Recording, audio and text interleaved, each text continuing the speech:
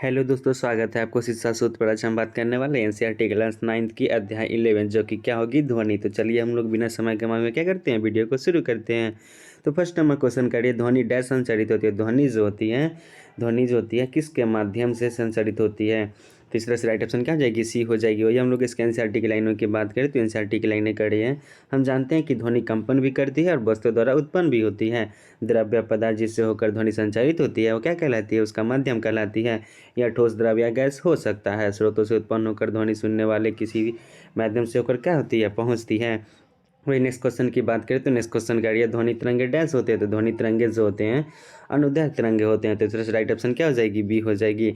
वही हम लोग इसके एनसीईआरटी की लाइनों की बात करें तो एनसीईआरटी की लाइनें कह रही है, इस तरंगों में माध्यम के क्या होते हैं, कणों का विस्थापन विक्षोभ के संचरण की दिशा में के समानांतर होता है। कण एक स्थान से दूसरे स्थान तक क्या होती है, गति नहीं करते, लेकिन अपनी विराम अवस्था से आगे पीछे दोलन करते हैं। ठीक इसी प्रकार ध्वनि तरंगे क्या होती है, संचारित होती है। अतएव ध्वनि तरंगे क्या होती है, अनुदैर्घ्य तरंग होती है।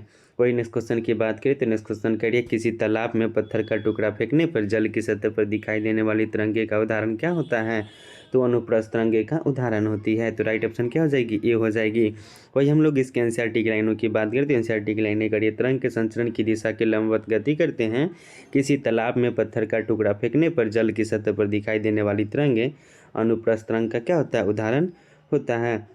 वही नेक्स्ट क्वेश्चन की बात करें तो नेक्स्ट क्वेश्चन करिए, निम्नलिखित में से ध्वनि तरंगे का अभिलक्षण नहीं है। तो ध्वनि तरंगे का जो अभिलक्षण नहीं होते हैं वो प्रबलता का उसमें अभिलक्षण नहीं होता है। तो इस तरह से राइट ऑप्शन क्या हो जाएगी, डी हो जाएगी।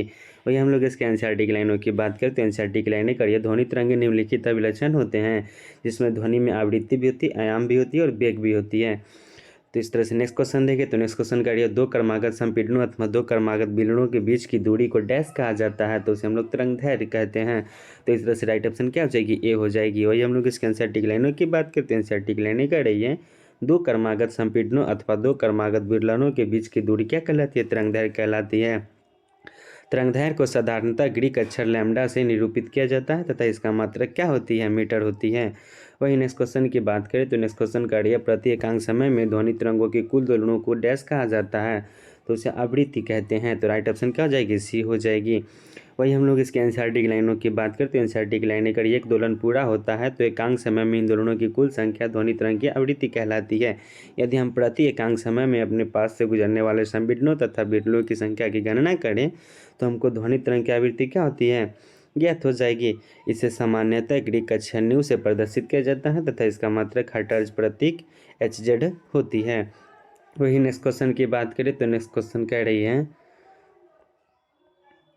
आवृत्ति का ऐसा मात्रक क्या होता है। तो आवृत्ति का ऐसा मात्रक हर्ट्ज होता है और उसको HZ से क्या करते हैं, हम लोग इंडिकेट करते हैं। तो इस तरह से राइट ऑप्शन क्या हो जाएगी, ए हो जाएगी। वही हम लोग इसके एनसीईआरटी की लाइनों की बात करें तो एनसीईआरटी की लाइनें कह रही है, एक दोलन पूरा होने में एकांक समय में इन दोलनों की कुल संख्या ध्वनि तरंगों की आवृत्ति कहलाती है।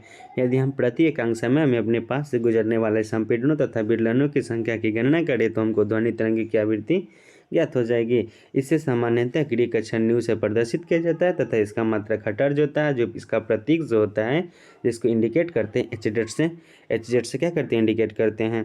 वही नेक्स्ट क्वेश्चन की बात करें तो नेक्स्ट क्वेश्चन कह रही है, आवृत्ति और आवर्तकाल के बीच संबंध व्यक्त किया जाता है। तो आवृत्ति और आवर्तकाल के बीच संबंध जो होती है भी इक्वल टू 1/t होती है। तो इस तरह से राइट ऑप्शन क्या हो जाएगी, बी हो जाएगी। वही इसके एनसीईआरटी की लाइनों की बात करते हैं। एनसीईआरटी की लाइनें करिए, आवर्तकाल का ऐसा मात्रक सेकेंड होती है। आवर्ती तथा आवर्तकाल के बीच संबंध को निम्न प्रकार व्यक्त किया जाता है, जो भी इक्वल टू 1/t होती है। वही हम लोग नेक्स्ट क्वेश्चन की बात करें तो नेक्स्ट क्वेश्चन करिए, किसी पटाखे के त्वरित गर्जन की ध्वनि प्रकाश की चमक दिखाई देने के कुछ देर बाद सुनाई देता है, इसका कारण क्या होता है, ऐसा किस लिए होता है। तो ये ध्वनि की चाल प्रकाश की चाल से क्या होती है, बहुत ही कम होती है, इसीलिए इस कारण से ऐसा दिखाई पड़ती है। वही हम लोग इसके एनसीईआरटी की लाइनों की बात करें तो एनसीईआरटी की लाइनें करिए, किसी माध्यम में ध्वनि की एक निश्चित चाल से संचारित होती है। किसी पटाखे या त्वरित की गर्जन ध्वनि प्रकाश की चमक दिखाई देने के कुछ देर बाद सुनाई देती है। इसीलिए हम यह निष्कर्ष निकाल सकते हैं कि ध्वनि की चाल जो होती है प्रकाश की चाल से बहुत ही कम होती है। ध्वनि की चाल उस माध्यम के गुणों पर भी निर्भर करती है। वही हम लोग नेक्स्ट क्वेश्चन की बात करें तो नेक्स्ट क्वेश्चन करिए, निम्न में से कौन सा कथन सही नहीं है। इसमें से आपको सही कथन नहीं है उसके बारे में बतानी है।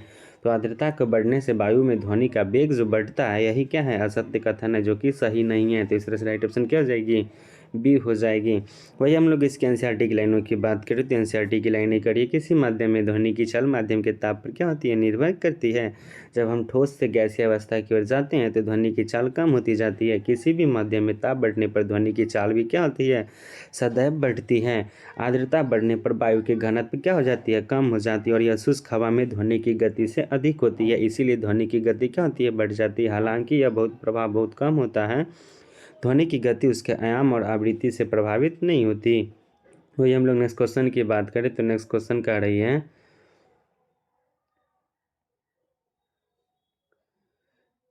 22 डिग्री सेल्सियस पर जो वायु में ध्वनि की चाल कितनी होती है। तो 22 डिग्री सेल्सियस में वायु में ध्वनि की चाल जो होती है 344 मीटर प्रति सेकेंड होती है। तो इस तरह से राइट ऑप्शन क्या हो जाएगी, सी हो जाएगी। वही हम लोग इसके एनसीईआरटी की लाइनों की बात करें तो एनसीईआरटी की लाइनें करिए किसी माध्यम में ध्वनि की चाल माध्यम के ताप पर क्या होती है, निर्भर करती है। जब हम ठोस से गैसीय अवस्था की ओर जाते हैं तो ध्वनि की चाल कम होती जाती है। किसी भी माध्यम में ताप बढ़ने पर ध्वनि की चाल भी बढ़ती है। उदाहरण के लिए वायु में ध्वनि की चाल 0 डिग्री सेल्सियस पर 331 मीटर प्रति सेकेंड होता है, वही 22 डिग्री सेल्सियस पर 344 मीटर प्रति सेकेंड होता है। वही हम लोग नेक्स्ट क्वेश्चन की बात करें तो नेक्स्ट क्वेश्चन करिए स्पष्ट प्रतिध्वनि सुनने के लिए मूल ध्वनि तथा परावर्तित ध्वनि के बीच कितनी समय अंतराल होना चाहिए। तो वो 0.1 सेकेंड यानी कि 1/10 सेकेंड होती है। तो इस राइट ऑप्शन क्या हो जाएगी, ए हो जाएगी। वही हम लोग इसके एनसीईआरटी की लाइनों की बात करें तो एनसीईआरटी की लाइनें कह रही हैं प्रतिध्वनि जो होते हैं हमारे मस्तिष्क में ध्वनि की संवेदना लगभग 0.1 सेकेंड तक बनी रहती है। स्पष्ट प्रतिध्वनि सुनने के लिए मूल ध्वनि तथा प्रवर्तित ध्वनि के बीच की दूरी कम से कम 0.1 सेकेंड का समय अवश्य होना चाहिए। यदि हम किसी दिए हुए ताप को 22 डिग्री सेल्सियस पर ध्वनि द्वारा तय की गई कुल दूरी कम से कम 344 होनी चाहिए। अतः अवरोधक को क्या होता है, अवरोधक की ध्वनि स्रोत से न्यूनतम दूरी द्वारा तय की गई कुल दूरी आधी अर्थात 17.2 मीटर अवश्य होनी चाहिए। वही हम लोग नेक्स्ट क्वेश्चन की बात करें तो नेक्स्ट क्वेश्चन करिए स्पष्ट प्रतिध्वनि सुनने के लिए अवरोधक की ध्वनि जो होती है स्रोत से न्यूनतम दूरी कितनी होनी चाहिए। तभी हम लोग जस्ट पर रहे हैं 17.2 मीटर होनी चाहिए। तो इस तरह से राइट ऑप्शन क्या हो जाएगी, सी हो जाएगी।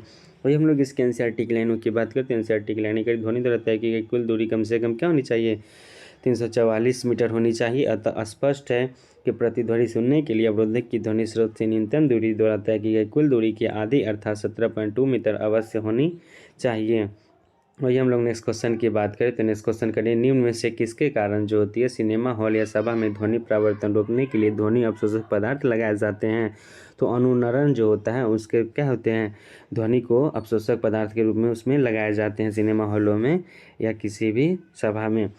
तो वही हम लोग इसके एनसीईआरटी की लाइनों की बात करते हैं एनसीईआरटी की लाइनें करिए किसी बड़े हॉल में उत्पन्न होने वाली ध्वनि दीवारों पर से क्या होती है, बारंबार प्रवर्तन के कारण काफ़ी समय तक बनी रहती है जब तक कि यह इतनी कम न हो जाए कि यह सुनाई ही न पड़े। यह बारंबार प्रवर्तन जिसके कारण ध्वनि निर्वध होती है अनुरणन क्या कहलाती है, अनुरणन कहलाता है। वही हम लोग नेक्स्ट क्वेश्चन की बात करें तो नेक्स्ट क्वेश्चन करिए स्टेथोस्कोप जो होता है निम्नलिखित में से किस सिद्धांत पर कार्य करता है।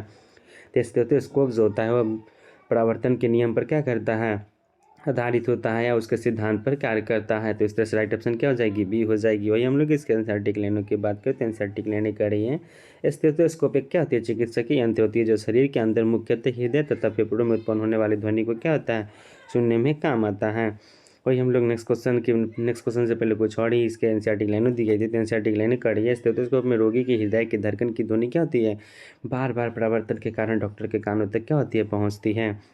वही हम लोग नेक्स्ट क्वेश्चन की बात करें तो नेक्स्ट क्वेश्चन कर रही है निम्नलिखित में से मनुष्य की श्रव्यता का परिसर जो होता है वो कितना होता है। तो मनुष्य जो होती है वो 20 हर्ट्ज से 20,000 हर्ट्ज को लेकर क्या होती है, वो अपने कानों को तक श्रव्य को सुन सकता है। तो इस तरह से राइट ऑप्शन क्या हो जाएगी, ए हो जाएगी। जो मनुष्य की जो श्रव्यता का परिसर का जो प्रास होता है वो 20 हर्ट्ज से 20 किलो हर्ट्ज तक होता है। वही हम लोग इसके एनसीईआरटी की लाइनों की बात करते हैं एनसीईआरटी की लाइनें कर रही हैं मनुष्य में ध्वनि की जो श्रव्यता का परिसर लगभग होता है 20 हर्ट्ज से 20,000 हर्ट्ज होता है, 20,000 हर्ट्ज तक होता है। वही हम लोग नेक्स्ट क्वेश्चन की बात करें तो नेक्स्ट क्वेश्चन कर रही हैं 20 हर्ट्ज से कम आवृत्ति की ध्वनि को डैश कहा जाता है। तो 20 हर्ट्ज से कम आवृत्ति को हम लोग अपश्रव्य ध्वनि कहते हैं। तो इस तरह से राइट ऑप्शन क्या हो जाएगी, बी हो जाएगी। वही हम लोग इसके एनसीईआरटी की लाइनों की बात करें तो एनसीईआरटी की लाइनें करिए हम सभी आवृत्ति की ध्वनियों को तो नहीं सुन सकते। मनुष्यों में ध्वनि की श्राव्यता का परिसर लगभग 20 हर्ट्ज से 20,000 हर्ट्ज होता है। वही 5 वर्ष से कम आयु के बच्चे तथा कुछ जंतु जैसे कुत्ते जो होते हैं 20 किलोहर्ट्ज़ तक की ध्वनि को क्या करते हैं, सुन सकते हैं। ज्यों-ज्यों व्यक्तियों की आयु बढ़ती जाती है तो उनके कान उच्च आवृत्ति के लिए सुग्राही होते हैं, जो 20 हर्ट्ज़ से कम आवृत्ति की ध्वनियों को क्या कहती है, अवश्रव्य ध्वनि कहते हैं। तो इस तरह से हम लोग का क्या हुआ, ये चैप्टर भी कंप्लीट हो गई। अब हम लोग नेक्स्ट वीडियो के माध्यम से अध्याय जो कि फर्स्ट चैप्टर होगी, जो कि हम लोग अब 10th क्लास की सारे साइंसों को क्या करेंगे, एक एक चैप्टर को करके पूरे कंप्लीट करेंगे। तो कैसी लग रही है जानकारी, अगर अच्छी लग रही हो तो अपने दोस्तों में क्या कर दें, शेयर कर दें। और वीडियो में अंत तक बने रहने के लिए थैंक यू। जय हिंद।